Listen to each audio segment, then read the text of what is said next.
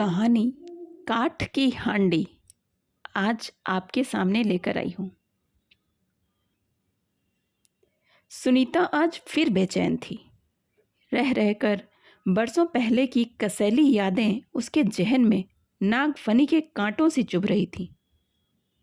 कितना कुछ था जो घुट रहा था मन में।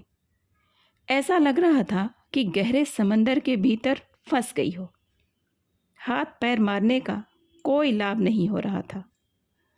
अंतहीन पीड़ा, अनंत मानसिक वेदना। उठकर फ्रिज से निकाल ठंडे पानी को गटगट करके पी गई, मानो हृदय में उठ रही अग्नि को शांत कर देना चाहती हो। बिस्तर पर लेट सोने का उपक्रम करने लगी, लेकिन नींद वो तो आंखों से कोसों दूर थी। क्रोध, दुख और क्षोभ के भावों की बारी बारी से मस्तिष्क में पुनरावृत्ति हो रही थी। वृत्त चित्र की भांति 18 साल पुरानी यादें सामने आने लगी।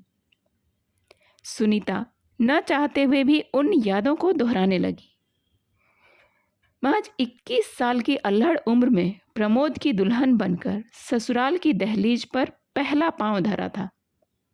चाचा चाची के आंगन को छोड़ असीम सपनों का संसार कल्पना में सहेजे सुनीता लजाती सकुचाती पिया के घर में प्रविष्ट हुई।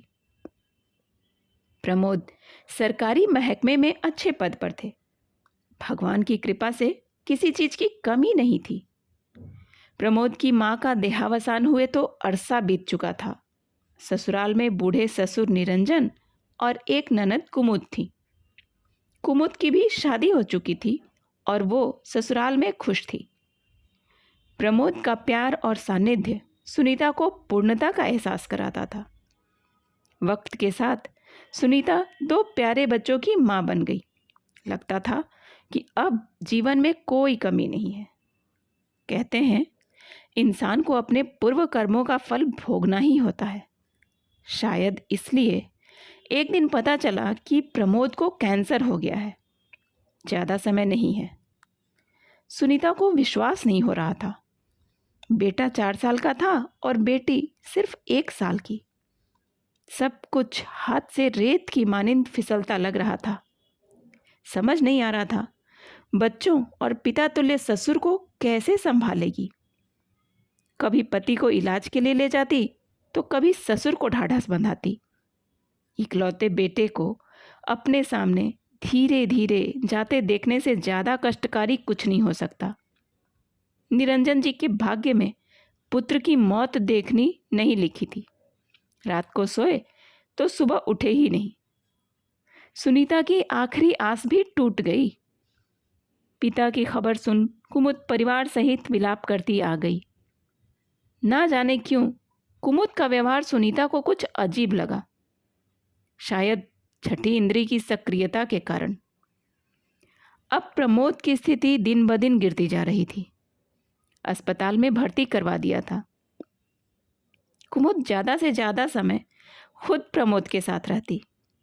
सुनीता को अस्पताल नहीं जाने देती। पति के अंतिम समय में सुनीता उनके साथ रहना चाहती थी, लेकिन उसकी एक न चलती। उस दिन सुनीता घर में अकेली थी। तभी प्रमोद के सहकर्मी और परम मित्र राकेश आए और उन्होंने जो कुछ भी बताया उसे सुन सुनीता के पैरों तले से जमीन निकल गई। बच्चों का भविष्य अंधकार में दिखने लगा। कुमुद के पति विनोद ने प्रमोद के दफ्तर जाकर फंड आदि के सब कागज तैयार करवा उन पर धोखे से प्रमोद के हस्ताक्षर करवा लिए थे। प्रमोद के बाद अब सारा पैसा कुमुद को मिलने वाला था। अब विनोद प्रमोद के बाद आश्रित को मिलने वाली नौकरी भी कुमुद को दिलवाने वाला था। सारे षड्यंत्र से अनभिज्ञ सुनीता, जिन्हें हमदर्द समझ रही थी, वही आस्तीन के सांप निकले। सुनीता, तुम्हारी सहमति के बिना मैं कुछ नहीं कर सकता। तुम एक प्रार्थना पत्र लिख कर दे दो, बाकी मैं संभाल लूंगा।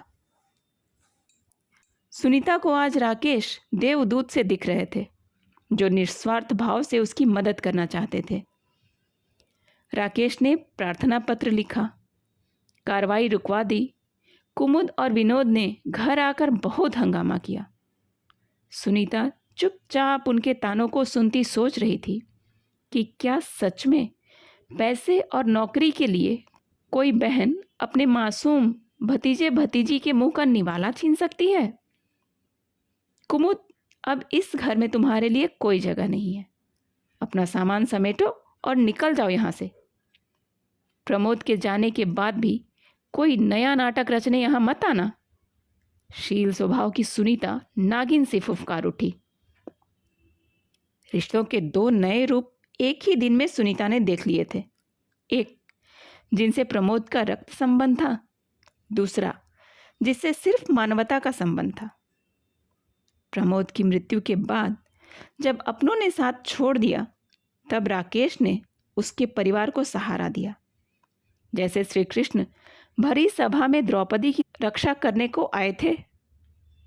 ना सिर्फ फंड का पैसा दिलवाया, साथ ही सुनीता की सरकारी स्कूल में नौकरी भी लगवा दी। आपने मेरे लिए जो किया है, मैं सारी जिंदगी आपका एहसान नहीं उतार पाऊंगी। सुनीता, आज तक देखा है किसी भाई ने बहन पर एहसान किया हो? मेरे सामने तुम्हारा और बच्चों का अधिकार छीना जा रहा था, जो मुझे बर्दाश्त नहीं था। पति का स्थान पैसा नहीं ले सकता, लेकिन बिना धन तुम बच्चों को कैसे पालती? राकेश जी आज तक भाई होने का कर्तव्य निभा रहे हैं।